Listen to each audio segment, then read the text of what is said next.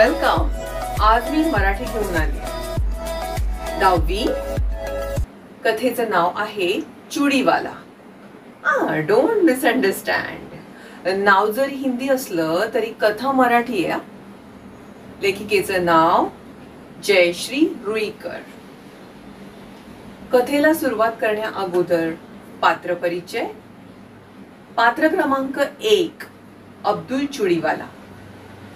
पात्र क्रमांक 2 त्याची पत्नी शन्नो. पात्र क्रमांक 3 त्यांचा मुलगा अनवर. चौथं पात्र रघु. रघु दुकानदार आहे. अब्दुलच्या बरोबर बाजूला त्याचं दुकान आहे बांगड्यांचंच. आणि 5वं पात्र आहे दाजी साहेब. दाजी साहेबांचा परिचय मी नंतर देईन कथेच्या फ्लो बरोबर. सुरुवात करण्या अगोदर एक गोष्ट सांगायची. मध्ये मध्ये मी हिंदी वाक्य वापरते, पण कारण कथेमध्ये पण तशी हिंदी वाक्य आहेत म्हणून वापरली जातील. सुरुवात करूया. आता कथा सुरू होते तेव्हा अब्दुल त्याच्या बॅगा बिगा भरून, पिशव्या भरून, बांगड्या बिंगड्या पावडर हे सगळं त्याच्यात भरलंय आणि तो निघालाय कुठेतरी. तेवढ्यात त्याचा मुलगा अनवर येतो आणि बोलतो, अब्बा आज मज्जा ये ना. तेवढ्यात त्याची पत्नी येते शन्नो. ती बोलते, रहने दे अनवर, उनको जाना है तपोवन, जाने दो उनको. आज संक्रांत है ना, वो हर संक्रांत को जाते हैं. संक्रांत म्हणजे संक्रांत. दरवर्षी अब्दुल वर्षातून 2 दिवस म्हणजे संक्रांत आणि ज्येष्ठ पौर्णिमा ह्या 2 दिवशी तपोवनात जातो. तपोवन हे असं ठिकाण आहे जिथे कुष्ठरोगी आहेत, त्यांचा सांभाळ केला जातो. खूप स्त्रिया आहेत, खूप लहान मुली आहेत, पुरुष आहेत, त्यांचा सगळे कुष्ठरोगी आहेत, त्यांचा सांभाळ तिथे केला जातो. आता ही सांभाळ करणारी व्यक्तीच कोण तर दाजी साहेब. दाजी साहेब या तपोवनाचा सांभाळ करत असतात आणि दरवर्षी अब्दुल तिथे वर्षातून 2 दिवस जातो एक सेवा म्हणून. तर हा इथून निघाला आणि बसची वाट बघत बसला. खूप पोचरी थंडी होती, खूप थंडी वाजत होती त्याला. त्याचं स्वेटर उसवलेलं होतं. त्या उसवलेल्या स्वेटर मधून आणखीन थंडीचं वारं जात होतं.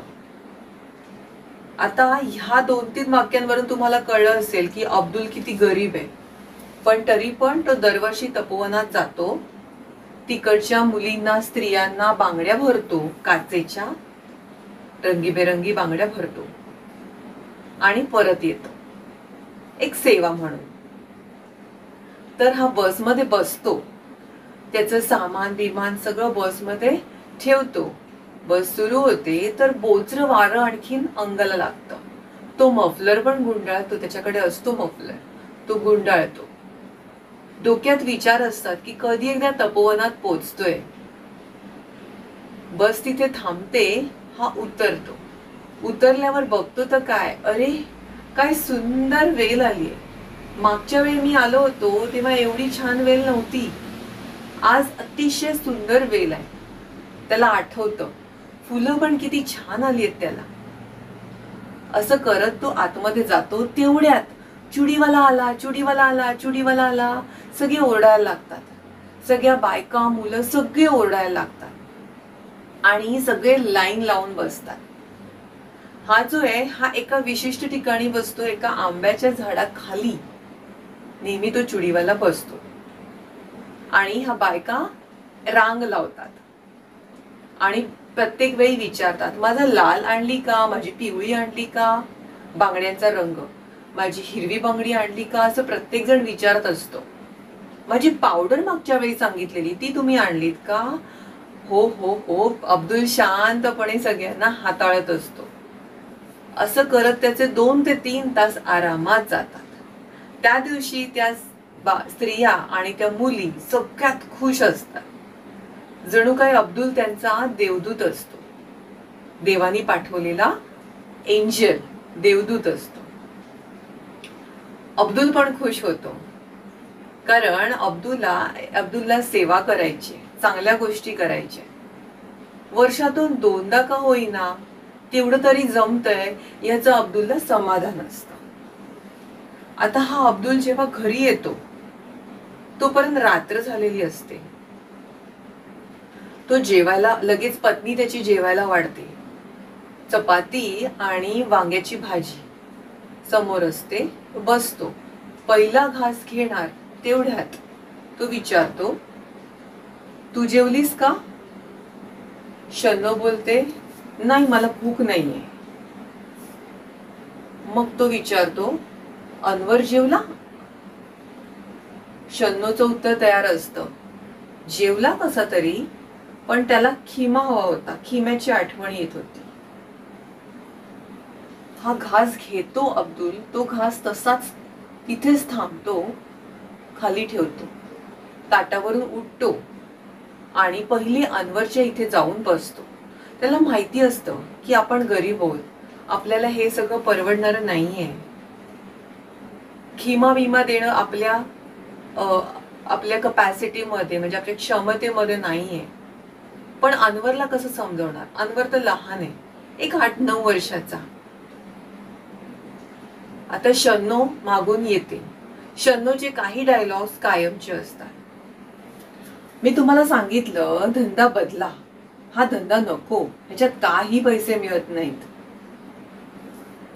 ह्याला अपेक्षित असतं की ही येऊन असं काहीतरी बोलणार.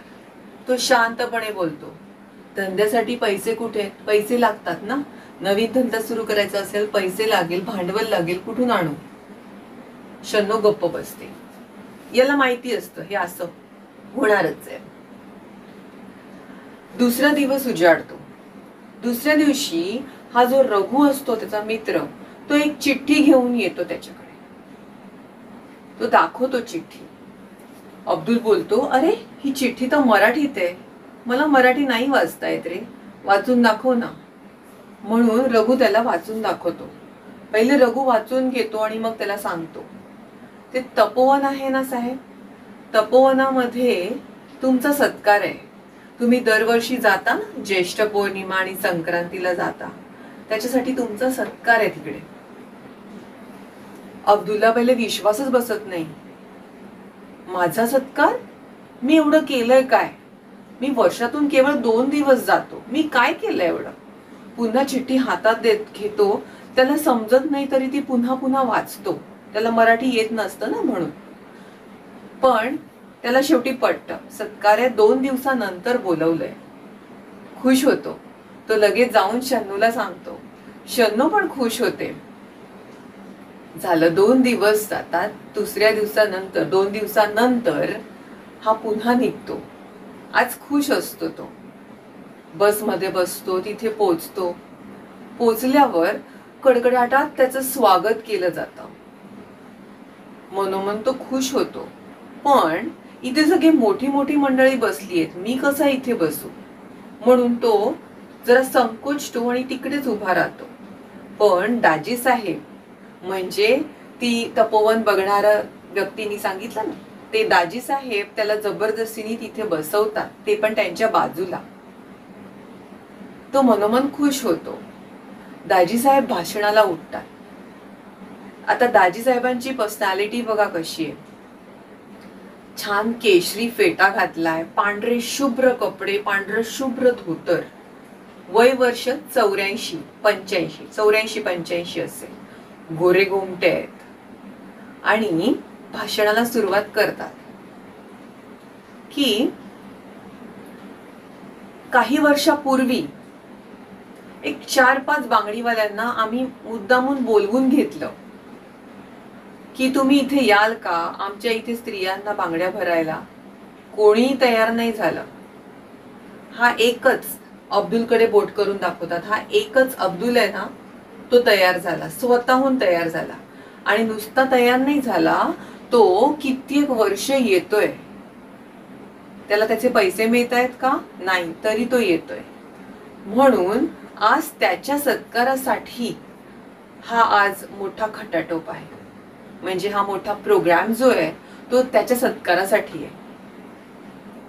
त्याच्यासाठी एक उदाहरण देतात की जसं श्रीराम जेव्हा श्रीलंकेत चालला होता तेव्हा भारतापासून श्रीलंका ह्या अंतरावर त्यांनी एक सेतू बांधायचं ठरवलं. सेतू म्हणजे पूल बांधायचं होतं. सगळे त्याला मदत करत होते. तर एक छोटीशी खारुताई होती म्हणजे स्क्विरल, ती पण त्याला मदत करत होती. छोटे छोटे दगड आणून तिथे ठेवत होती, पूल बांधायला मदत करत होती. अशीच मदत आम्हाला अब्दुलची होते. खारीचा वाटा म्हणतात. वर्षातून 2दा येतो, पण या सगळ्या बायकांना तो देवदूतासारखा वाटतो. खूप खुश असतात. फक्त ते 2 दिवस नाही, तो अख्खा आठवडा, अख्खा महिना आमचा ते सगळे खुश असतात. आणि ते खुश म्हणजे आम्ही खुश.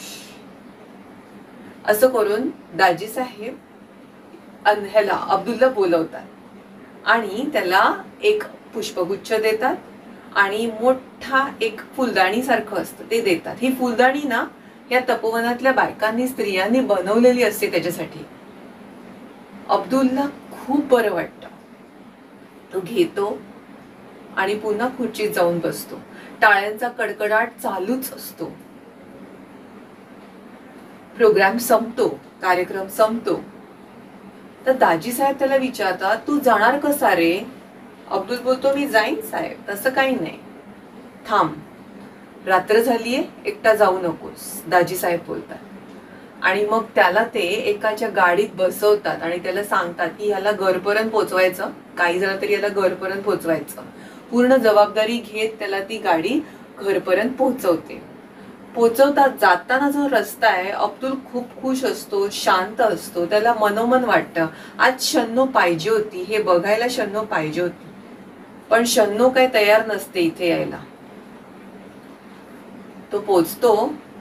घरी पोचल्यावर सगळं सांगतो तिला. शन्नू ऐकते, न ऐकल्यासारखं करते. शन्नूला काय त्या गोष्टीचं इतकंसं कौतुक नसतं. तिला एकच असतं की तुम्ही हा धंदा बदला. पण आबासाहेबांचा म्हणजे त्याच्या वडिलांचा हा धंदा असतो म्हणून तो बदलायला तयार नसतो. आता रात्र तशीच जाते. दुसरा दिवस उजाडतो. अचानक एक बातमी येते. तो एकदम दुःखी असतो. तसाच तो दुकानाकडे जात असतो. रघु त्याला भेटतो. रघु विचारतो, काय रे, काय झालं, दुःखी कायस? तर तो सांगतो की ते तपोवन आहे ना, तपोवन मध्ये दाजी साहेब होते. ते दाजी साहेब आता तपोवन नाही बघणार आहेत. काय झालं कोणास ठाऊक, आता ते तपोवन नाही बघणार आहेत. म्हणजे ते सोडून गेले. का सोडून गेले माहित नाही, पण त्याला काळजी असते की आता ह्या सगळ्या स्त्रियांचं, मुलींचं कसं होणार, कोण बघणार त्यांच्याकडे. घरी परत जातो. त्यांनी तयार केलेल्या ज्या ज्या गोष्टी असतात, पावडरी, बांगड्या, लाल बांगड्या, सोनेरी बांगड्या, सगळ्या तो पुन्हा बाहेर काढतो आणि सगळ्या त्या बांगड्यांकडे बघत बसतो. मनात एकच विचार असतो की आता मी तिथे कसा जाणार, दाजी साहेबांच्या परवानगीशिवाय तर मी जाऊ शकत नव्हतो. दाजी साहेबच नाहीयेत तिथे, आता मी कसं जाणार. कथा इथेच संपते. कथा आवडली असेल लाईक करा, सबस्क्राईब करा आणि बेल आयकॉन प्रेस करा नक्की. And मास्का bye. टेक